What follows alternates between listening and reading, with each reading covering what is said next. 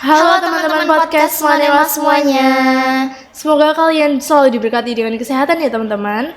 Hari ini kita mau ngapain ya Alika? Tunggu, gimana kok kita perkenalkan diri dulu nih. Aku Alika dari 1011 dan aku Rima dari 107. Pada kesempatan kali ini kami akan mengisi podcast dengan tema Upaya mengurangi perundungan di sekolah. Wah, kalau kita bicara tentang perundungan, entah kalian pernah melihat di media sosial ataupun kalian bahkan pernah merasakan sendiri nih di masa-masa sekolah kalian. Menurut kamu Rim, apa sih perundungan itu? Nah, jadi sebenarnya itu ada banyak banget aspek dan pengertiannya ya Alika. Tapi dari yang aku ketahui sendiri bahwa perundungan adalah segala bentuk kekerasan ataupun penindasan dari kelompok yang lebih kuat kepada kelompok yang lebih lemah. Nah teman-teman, di sini ada sedikit lampiran video dari kakak alumni kita yang akan mendukung kita dengan adanya upaya mengakhiri perundungan di sekolah. Halo semuanya, saya Vina Heiba, alumni SMA Negeri 1 Manyar Gresik. Saat ini saya sedang melanjutkan studi di Fakultas Ilmu Sosial dan juga Ilmu Politik Universitas Airlangga. Berbicara tentang studi, saya ingin menyampaikan kepada kalian semuanya bahwa kita semua memiliki hak untuk menuntut ilmu dengan rasa nyaman dan juga rasa aman. Nah, kali ini kita sedang membahas bullying. Saat ini bullying sedang marak di kalangan siswa, khususnya sekolah. Tindakan tersebut dapat merugikan siswa dan juga menimbulkan trauma yang begitu mendalam. Maka dari itu, mari bersama kita menggandengkan tangan untuk menyuarakan stop bullying dan mari ciptakan dunia yang lebih baik.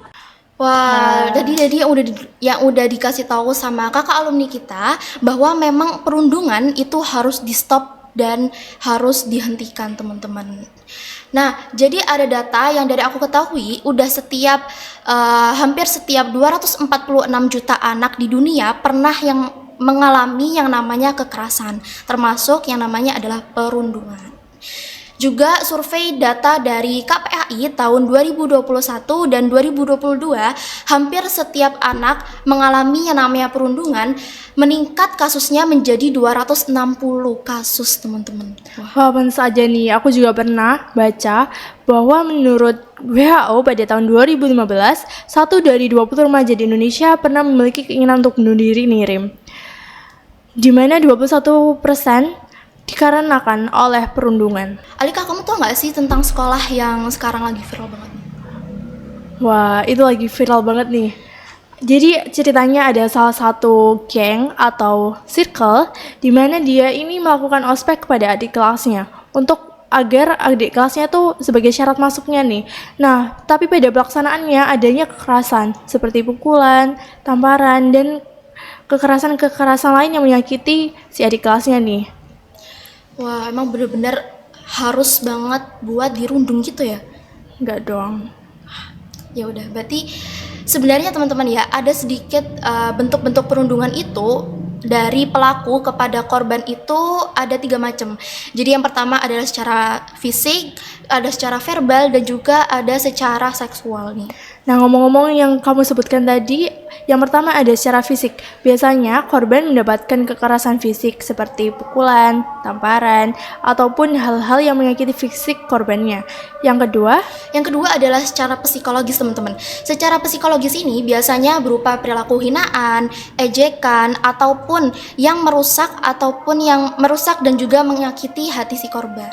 Dan yang terakhir merupakan bentuk kekerasan yang paling parah, yaitu pelecehan seksual. Nah, biasanya korban mendapatkan pelecehan seksual di mana dapat menyakiti mental ataupun fisik si korbannya nih. Nah, teman-teman, dari konteks yang udah kita jelasin tadi, kalau semisal kalian itu bertanya-tanya ya, dari mana sih sebenarnya si korban itu belajar?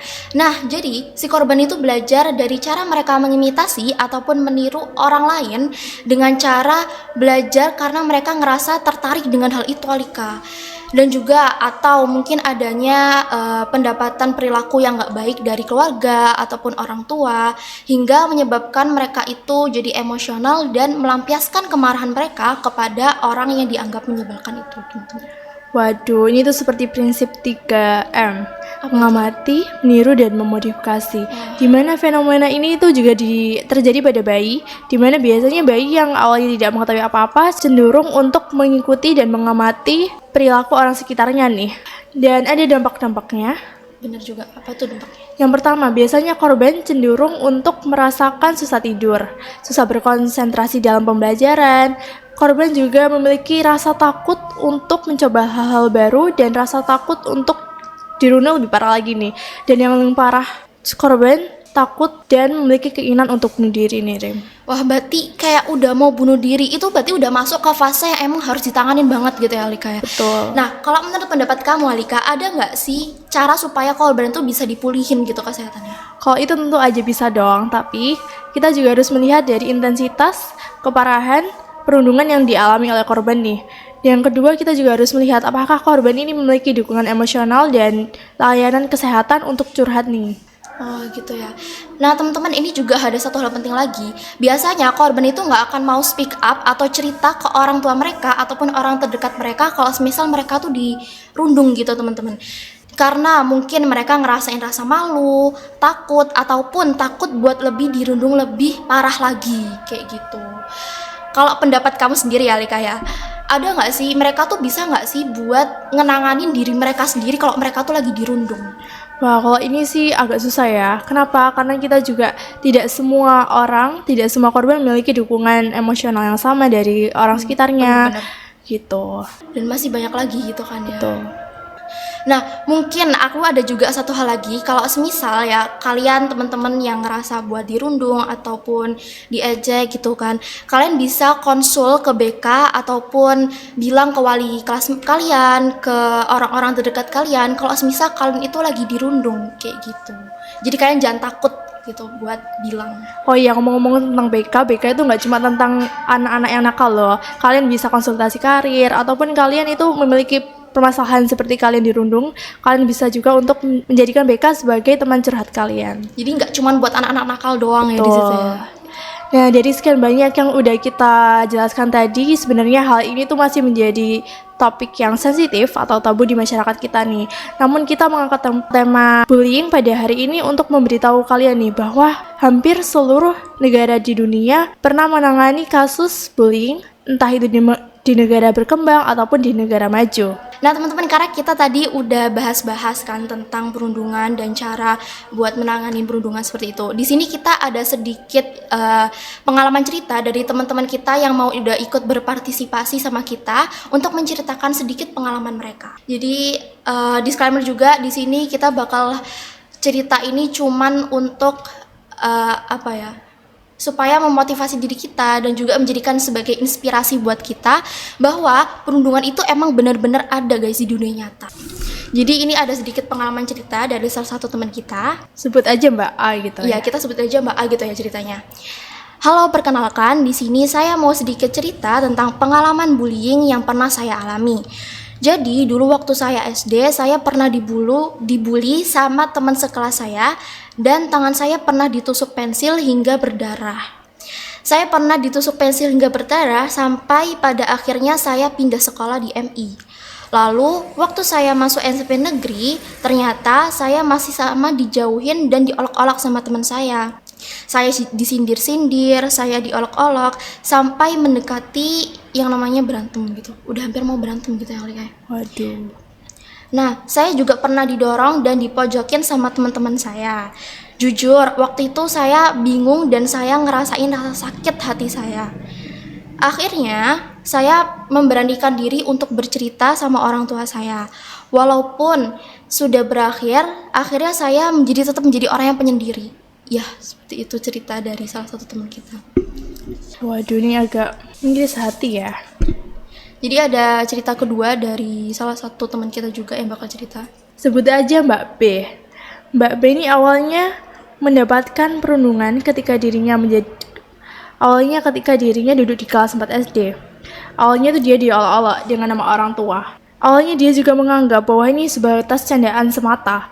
Namun ketika dia naik kelas ke kelas 6, pandangannya berubah.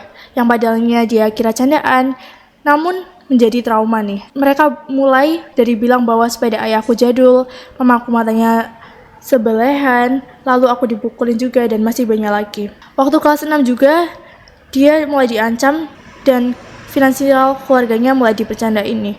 Bahkan ketika orang tuanya kecelakaan, mereka malah mengapokin gitu loh. Oh gitu ya? Iya. Parah banget ya. Namun pada akhirnya dia berdamai dengan dirinya sendiri, mulai memaafkan korban, meskipun mungkin masih ada tersisa sedikit hatinya yang masih sakit. Tuh. Jadi sebelum itu ya teman-teman, buat teman-teman kita yang udah ceritain itu, kalian termasuk hebat banget karena kalian udah berani speak up dan cerita, apalagi cerita sama kita dan udah memperbolehkan kita untuk bercerita dan bilang di sini ya teman-teman. Pokoknya kalian itu orang yang hebat banget ya teman-teman. Dan juga di sini mungkin buat teman-teman sekalian yang pernah masih belum bisa terbuka sama dirinya sendiri, semoga kalian bisa lebih terbuka lagi sama orang lain, ataupun kalian bisa sedikit cerita sama orang-orang terdekat kalian kalau semisal kalian lagi dirundung atau diapain gitu. Karena masa depan kalian tuh masih panjang dan kalian masih pasti punya masa depan yang cerah teman-teman. Nah, jadi sebelum penutupan di sini kami mau mohon maaf banget kalau semisal kami ada salah kata ataupun salah yang pernah menyinggung teman-teman atau sikap kami yang kurang enak buat teman-teman. Nah, ada sedikit penutupan dari kami, karena ketika ada seseorang yang mengatakan kebenaran, ada dua reaksi yang berbeda. Orang pintar akan merenung, sedangkan orang bodoh akan tersinggung. Sampai jumpa lagi dengan kita. Terima kasih Dan bye-bye semuanya.